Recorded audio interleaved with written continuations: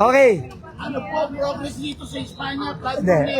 Unang-una, nagpapasalamat tayo kay Yorme sa lahat ng suporta at tulong na binibigay niya sa national government. Hindi lang sa DPWH, pati sa ibang mga ahensya natin. No?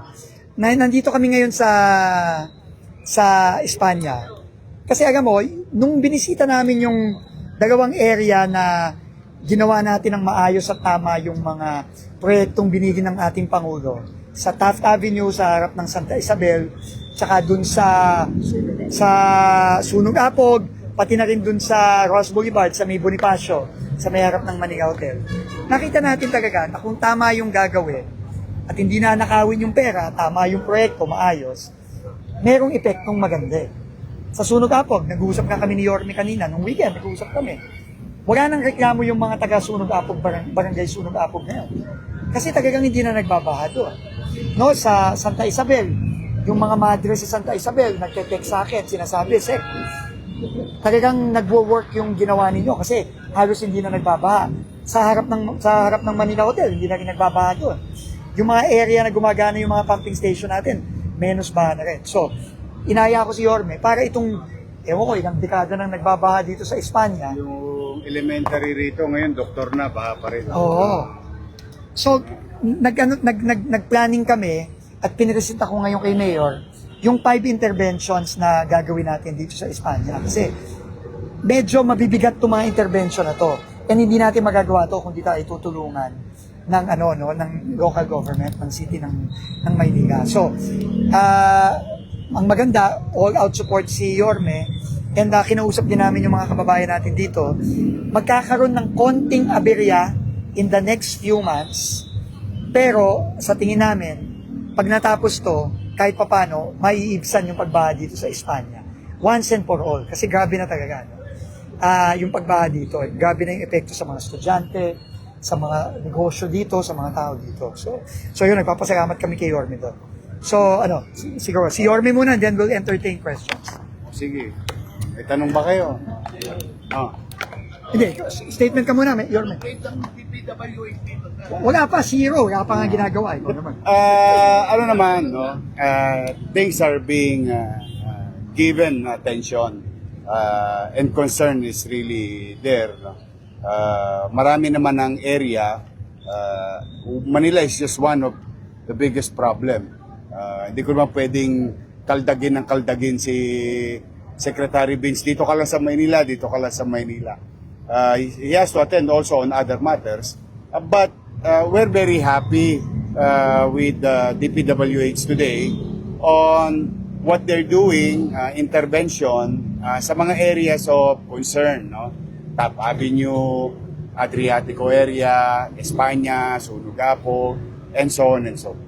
So today, we went here because over the weekend, Secretary Vince and I been texting and sharing information about the pumping station under DPWH, under MMDA, areas of flooded areas like Espanya. So in this case, darating ang oras na maiibsan yung level ng tubig ng baha. That's the minimum requirements or goal namin na DPWH at ng city government. Kaya lamang ipinagpapauna ko na sa mga dumadako sa Maynila sa mga darating na linggo, medyo magkakaroon ng abala sa kalsada ng Espanya. It will take a few months, pero sabi nga, dadaloy din ng ginhawa.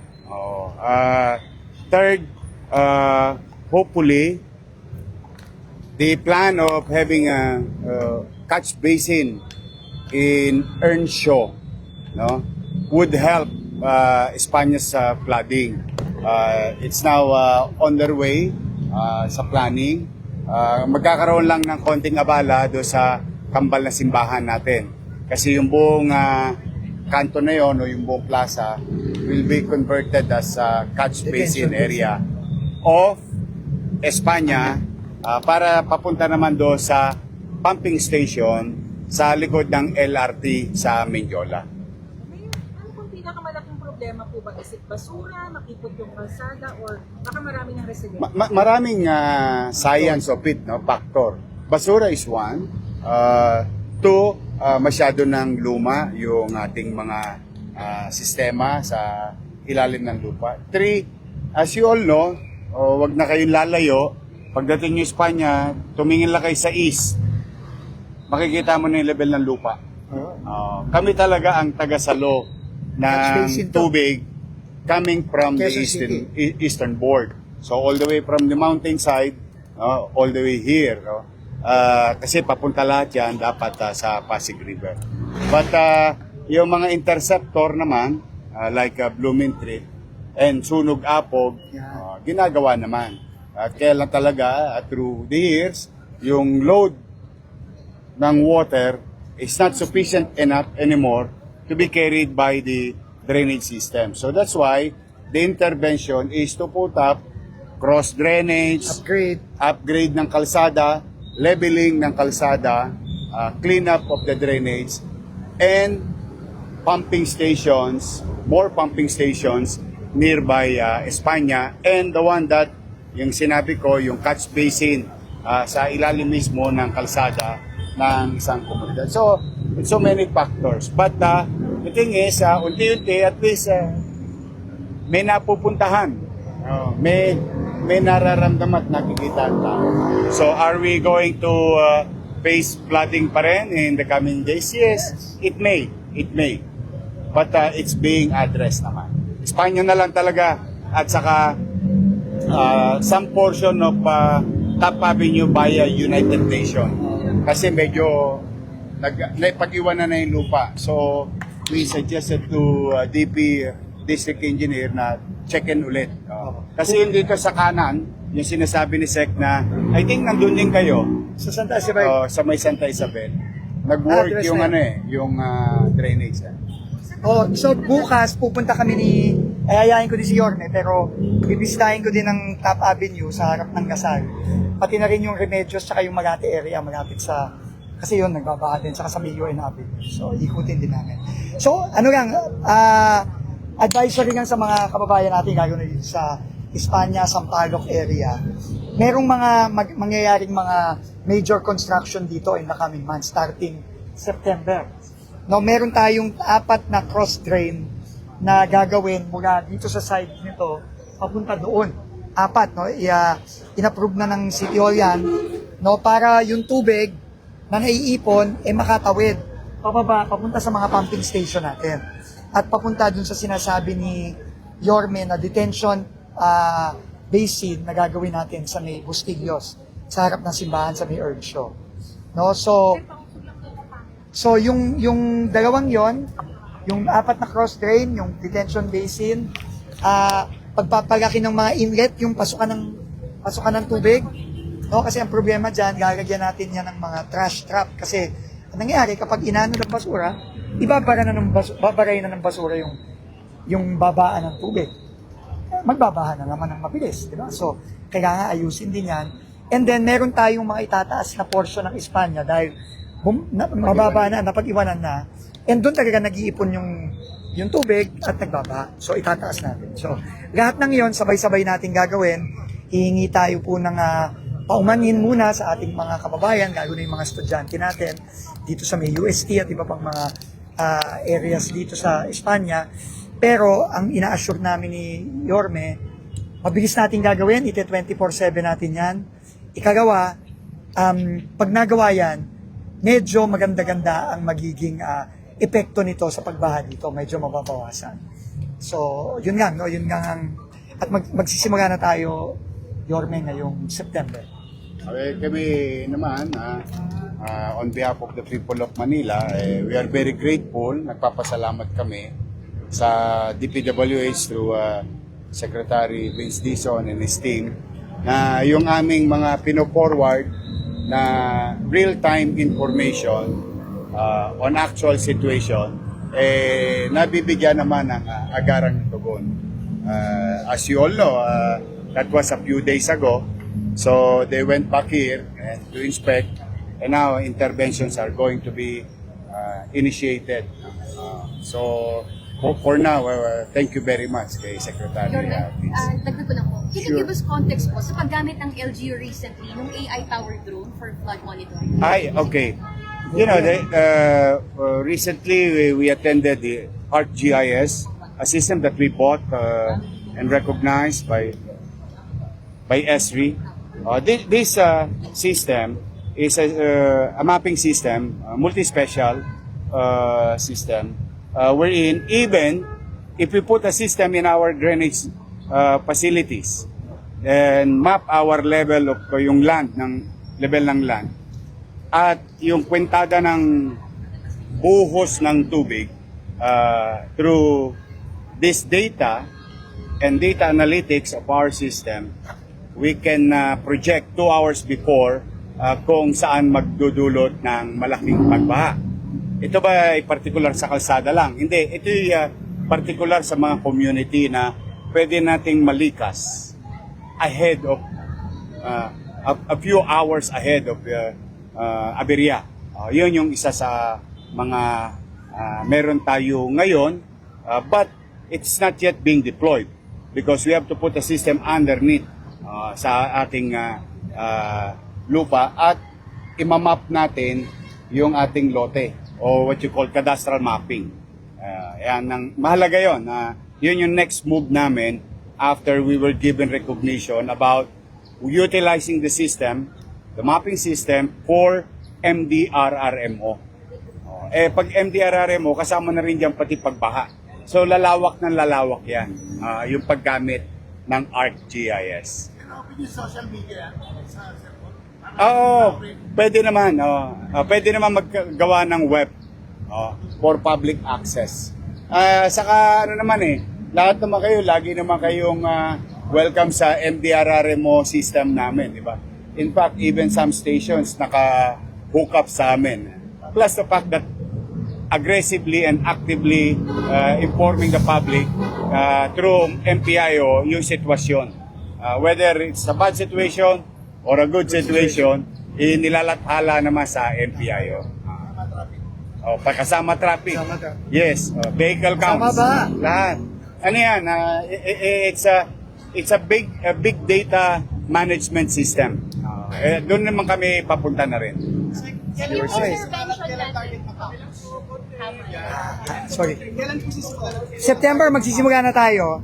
Hindi ko nga mabibigay pa yung timeline kasi pagka nasimula na natin, doon magagaman natin.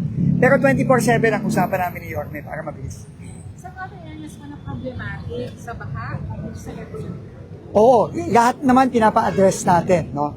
Pero ang ano kasi natin is, tawag dito, yung mga national roads talaga, kasi dyan talaga madaming dumadaan sa mga kababayan natin. Ito, Espanya, Quezon Avenue, Commonwealth, EDSA, C5, Araneta, Arten, Top Avenue, yung mga malalaki talaga. Kasi yung volume ng taong dumadaan dyan at yung perwisyon dinudulot niyan talaga. So yun ang mga priority natin. Hindi lang sa Metro Manila, pati yung mga national roads natin sa ibang parte na ng lugar, lalo na sa mga major cities. Kailan ba last na upgrade yung drainage system here? Kailan? Ng Espanya, ang sabi sa akin, ang drainage dito, 1950s pa. Yung drainage dito. Hindi pa na-upgrade. Meron lang nagagawang mga maliliit na proyekto, pero yung pag-upgrade talaga, hindi pa nagagawa. Sure, may Since post-World War II. May datos tayo ilan yung kailangan ayusin mga drainage dito sa Espanya? Hindi, yung gagawin mo, yung priority muna natin, yung 4 na gagawin natin cross-drain. Kasi yun ang pinakamabilis na kahit papano, according sa mga eksperto natin, maiibsan yung baha sa Espanya. Kasi, kailangan mapabilis nating mapababa yung tubig papunta sa mga estero at saka sa mga pumping station natin. And critical din yung detention basin sa may Earnshaw, sa may Bustillos. Ilang months or taon po yan? Ha? Ilang months or taon? Buwan lang ito, hindi naabuti ng taon pa. Di ba? Aabot po ba ito dun sa holiday rush? It may. It may. Kasi September pa tayo mag-uumpisa. So, Pero ano naman ito fishbone. So hindi to backbone. Kaya madali to kasi makikita mo naman yung metro, malapit lang naman. Kailangan lang mag-connect yung dalawa na nakaparallel para magsaluhan ng tubig. Sir, gusto po yung inspection niyo sa tawag? Ayun, medyo talagang nakakalungkot at nakakainis. Kasi kausap ko yung mga tao mismo sa Talomo, sa Barangay Bangkal. At sabi nila sa akin, 2019, nagkaroon na ng ganun ba? No, na ang dami nasira mga bahay. Pero ang problema, alam nangyari. No? So, dalawa ang critical na kailangan gawin namin doon. Immediate. In fact, nagsisimula na today or tomorrow, nagpadala na ako ng mga equipment doon. Number one, kailangan mag-dredging doon. Kasi yung ilog, mababaw na. Kagaya ng ginagawa natin sa Metro Manila. Yan, si Yorme, katulong natin dyan.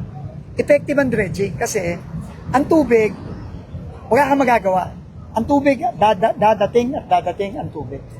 Ang kailangan natin gawin, yung kapasidad ng ating mga ilog at estero, kailangan papalakihin natin. Ang problema, kung di ka magde-dredging, since galing sa bundok ang tubig, may dagayang putik, may dagang buhangin yan, kung 10 taong ka nang walang dredging dyan, eh yung ilog mo talagang bababaw na ng bababaw yan. Load So, capacity. ang tubig, aapaw at aapaw yan. So, yun ang unang-una, nagpapadredging na tayo doon ngayon. Tsaka yung nakita kong ang mga flood control na mayroong parting mataas, may parting mababa, pinapantay na natin. Yun, hindi din ginawa yun. So, magsisimula na rin yun in the next few weeks. So, sabi ko nga, balikan ko yan, yung community na yan. Kasi nakakaawa talaga. Kung nakita mo yung isang tao doon, habang kinakausap ko siya, hinuhukay niya yung mga damit ng mga anak niya. Dahil natabunan na ng putik tsaka ng buhangin. No, kailangan mabilis nating aksyonan yan. No? So, we're going to go back there paulit-ulit hanggang maayos yan. And then, gagawa tayo ng dam sa taas. Wala kasing dam eh. So, kailangan kasi may mga dam ka sa taas para bago pa bumaba kung mag-asa yung tubig, napipigilan mo na sa taas pa ka. So, gagawin, pero yun, medyo matagal yun. Yung immediate, yung dredging, tsaka yung papataas natin ng dike. Ang tagal na kasi, hindi ko na alam eh. Pero, yung pagpapanagot, gagawin natin yun, wag silang mag-aalala. Bubusisihin natin yan. Pero ang pinaka-importante, solvein muna natin yung problema ng mga kababayan natin doon. Kasi kaya namang gawin ng mabilis eh. Di ba, hindi man nga abutin ng buwan yan eh. Di ba, ilang buwan nga yan, matatapos na natin lahat yun eh. Pero, ang ulan, hindi natin alam, baka umulan na naman dyan. At rumagasa na naman ng mga tubig dyan. Traumatic para sa mga kababayan natin doon. Nag-agree po si Congressman Paolo Duterte sa inyo. Nakakagalit ka po yung Totoo na. sitwasyon, sa Davao City. Pero ang sabi po niya ay siguro the DPWH should look within itself daw, parang open the books, check why Gagawin natin yun. despite yung pondo po, hindi daw na-implement yung 2023 master plan. Gagawin natin yon. Pero ang tingin ko, ang pinaka-importanting gawin natin, tulungan natin yung mga tao doon at umaksyon tayo. Hindi naman pwedeng nakita na natin yung hirap na dinanas ng mga tao doon. Tapos, wala tayong gagawing aksyon doon. Kaya 2019, ilang taon yun? 7 taon yun eh, walang nangyari doon. Diba? So, umaksyon na tayo ngayon. So, yun ang gagawin natin. At babalik-balikan ko yun.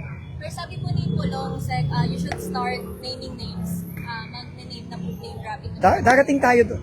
Pero hindi naman tayo magpapangalan kung wala tayong basehan. So, maglalabas tayo ng pangalan. Iimbestigahan natin. Pero tulungan muna natin yung mga tao doon. Umaksyon muna tayo. So you mentioned yesterday marami pong budget yung ng DPWH yung napupunta sa Davao City. Do you have an estimate parang magkano na tayo? I think the report was what, 50 billion? In the last 10 years? Thank you. Thank you, sir. Thank you.